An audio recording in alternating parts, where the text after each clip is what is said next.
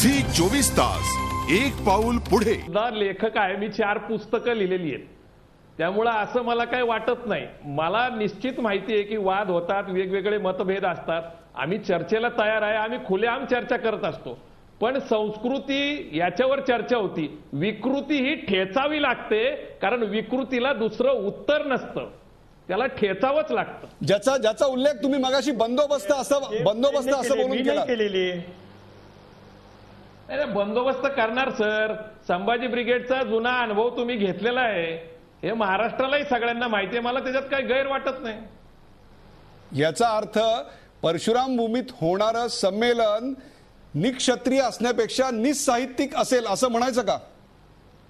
अहो, परशुरामच क्षत्रिय होता आणि परशुरामाने क्षत्रियांना मारलेलं आहे. 21 वेळा निक्षत्रिय, म्हणजे परशुराम हिंसक होता आणि त्याच्या भूमीवर हिंसा होत असेल तर त्याच्यात काय गैर येत?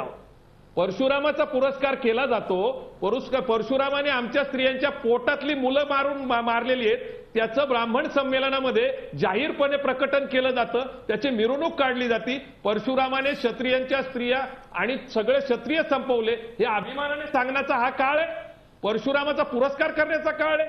चिपळूणमध्ये संमेलन होत असेल आणि परशुरामाचा पुरस्कार होत असेल तरी आम्ही हा विरोध करणार. मला याचं शिरीष गोपाळ देशपांडे यांच्याकडे. शिरीषजी, तुम्ही पाहताय हा वाद चांगलाच रंगणार आहे, चांगलाच पेटणार आहे. कुणीही साहित्य संमेलनाचा अध्यक्ष झाला तरी सुद्धा त्याला या वादाला तोंड द्यावं लागणार आहे. याच्यातली सगळी धग आहे, ती आग आहे, ती पेलावी लागणार आहे.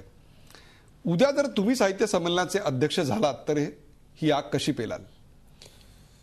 हा असलेला रोमॅन्टिसिझम मी मगाशी सांगितलं आपल्याला, की हिंदी सिनेमा रोमॅन्टिक सिनेमामध्ये असतो की हा याचा सूड उगवायचा, त्यांनी त्याचा सूड उगवायचा आणि सगळ्यांनी तो सुपरहिट सिनेमा डोळे वटारून पाहत राहायचा. या पद्धतीचं जुनं, मगाशी जसं प्रवीण रावांनी सांगितलं की मेले मुर्दे उघडून काढतायत, सगळेच्या सगळे त्या पद्धतीने करतायत. जग पुढे चाललेलं असताना आपला समाज आणि आपला देश हा एकसंध करण्याच्या दृष्टीने ज्या गोष्टी करायच्यात, भावनेच्या बद्दलचं जर मी म्हणतोय तर मला प्रवीण रावांशी पण बोललं पाहिजे आणि मला हमोंशी पण बोललं पाहिजे. म्हणजे एखाद्या वेळी कुठेतरी आग निर्माण होऊन जर त्या पद्धतीची भूमिका असेल तर अध्यक्षांनी सहिष्णू असलं पाहिजे आणि चांगल्या गोष्टी केल्या पाहिजेत. तर दोघांनाही, दोन्ही पद्धतीच्या किंवा 3 किंवा 4 पद्धती, जितक्या पद्धतीचे लोक असतील त्यांच्यामध्ये पुन्हा समाज विचार आणि राष्ट्र, कुठेतरी लढाई होते, कुठेतरी आग पेटलेली असते, त्याचा निचरा होण्याचा प्रयत्न करत असतात. हे थांबवलं पाहिजे. कुठेतरी ही जी प्रणाली चाललेली थांबवली पाहिजे आणि अल्टिमेटली आपल्याला देशाचा, समाजाचा विचार केला पाहिजे आणि तो करण्याचा प्रयत्न मी करणार आहे.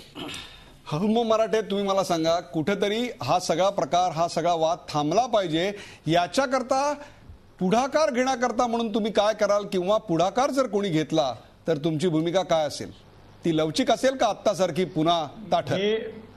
मी लवचिक म्हणजे मी माझं आता निवेदन मागे घेण्याचा प्रश्न येत नाही. ते मतदारांना गेलेलं आहे. मीडियाने त्याच्यावरती उलटसुलट चर्चा केलेली आहे. आता मी जातीयवादी नाही आणि काय माझी अंतिम भूमिका आहे हे मी एका या निवेदनाच्या पत्रातच जे समारोपाचं वाक्य तुम्हाला ऐकवतो. जरूर. या द्वेषमूलक अपप्रचाराला साधारण तर्कशुद्ध उत्तर देणे आवश्यक झाले. ब्राह्मणांनी भारतीय समाजाची जडणघडण, सामाजिक सुधारणा, अस्पृश्यता निवारण, स्वातंत्र्य लढा इत्यादी क्षेत्रात केलेले कार्यही बहुजन समाजातील नवशिक्षित तरुण पिढीसमोर आणण्याची गरज आहे. इतर जातींच्या विरोध माझी एकूण भूमिका ब्राह्मण श्रेष्ठत्वाची किंवा चातुर्वर्ण्याची तरफदार करण्याची नाहीच नाही, इतर जातींच्या विरोधातही नाही. पुढलं वाक्य देशपांडे तुम्ही ऐका. हजारो जाती, धर्म, पंथ, भाषा, सांस्कृतिक परंपरेच्या संमिश्र भारतीय समाजात जाती निर्वैर सामंजस्य आणलं पाहिजे, तरच भारतीय समाज एकसंध राहू शकेल, अशी माझी भूमिका आहे. मी साहित्य संमेलनात जातवाद आणलेला नाही, तो येऊ शक्यतो देणार नाही. मी अध्यक्ष झालो, माझं नियंत्रण जोपर्यंत आहे तोपर्यंत. माझी ही जातीवादाच्या पलीकडे जाण्याची भूमिका आहे. मीडियाने मात्र मला अशा तऱ्हेने समाजासमोर प्रोजेक्ट केलं, मी महाभयंकर जातीवादी आहे. हा माझ्यावरती झालेला सर्वात मोठा अन्याय आहे मीडियाने केलेला, आधीच केलेला. हवं मराठे, तुम्हाला तुमची बाजू मांडायचा पूर्ण अधिकार झी 24 तासनी दिलेला आहे. तुमच्यावर कोणत्याही प्रकारचा आरोप आम्ही केलेला नाही, परंतु झालेल्या आरोपांना पूर्ण संधी देऊन तुम्हाला उत्तर द्यायची संधी दिली आणि त्यावरचं जे जो काही लोकांचं मत असेल ते लोक व्यक्त करतील.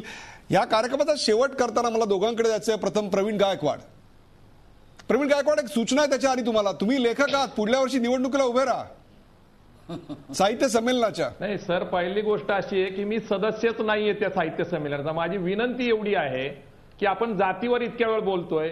विद्रोही साहित्य संमेलन आहे, दलित साहित्य संमेलन आहे, मराठा साहित्य संमेलन आहे, त्याच्यानंतर वेगवेगळ्या प्रकारचे जवळपास 25 विदर्भ कोकण मराठी साहित्य संमेलन, उपनगरी साहित्य संमेलन, महिला संमेलन बरीच आहे. माझी अशी विनंती आहे की कुणी साहित्य संमेलनाचा अध्यक्ष होईल त्यांनी पुढाकार घ्यावा.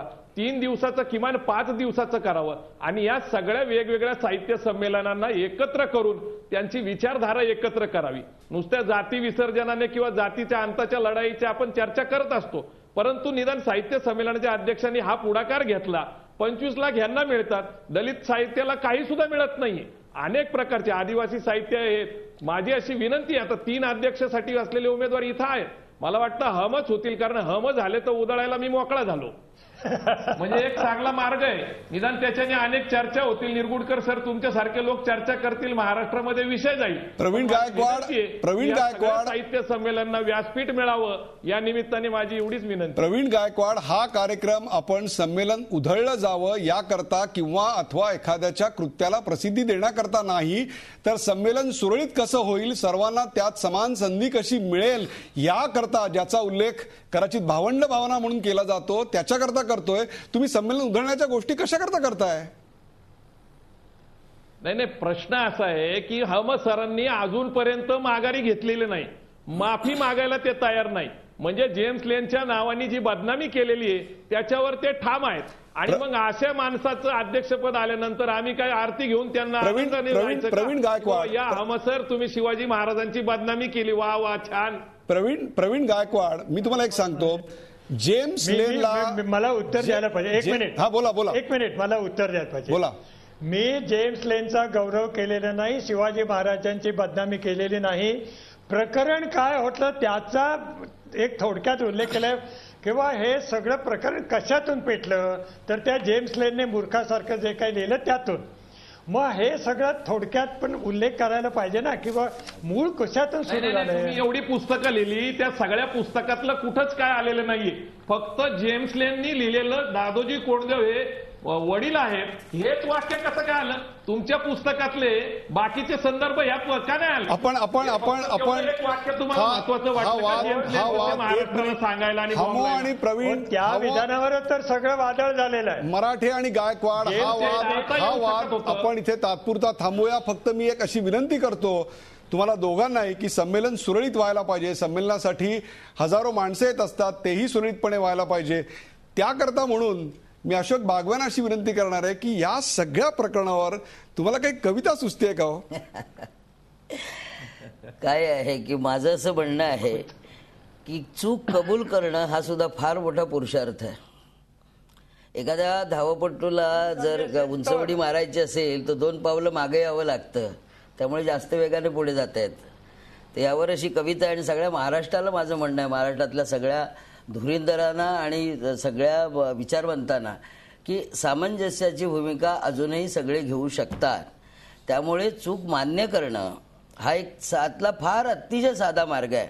त्यावर एक कविता आहे, विस्तवाला झेलले चुकलेच माझे, विस्तवाला झेलले चुकलेच माझे, मी निखारे पेलले चुकलेच माझे, पाकळ्यांचे रोज ताजे व्रण पहाया, पाकळ्यांचे रोज ताजे व्रण पहाया, फूल साधे सोलले चुकलेच माझे. वा, प्रवीण गायकवाड, या साहित्य संमेलनामध्ये उधळायला नको तर असा काव्य पाकळ्यांचा वर्षाव घ्यायला या. कृपा करून मी सांगतो, जेम्स लेनला महाराष्ट्रात गाडला गेलाय, त्याला कोणीही पुन्हा नवसंजीवनी देऊ शकणार नाही. मग त्याच्यावर 1000 पत्रकं निघोत किंवा 10,000, जेम्स लेन हे महाराष्ट्राचं लांछन होतं, हेच यातून सिद्ध होतंय. आणि जर तसं असेल जर याला कोणी प्रतिष्ठा देत असेल तर या निवडणुकीचा निकाल ते जाहीर करेल. या कार्यक्रमात आपण सगळे झी 24 तास, एक पाऊल पुढे.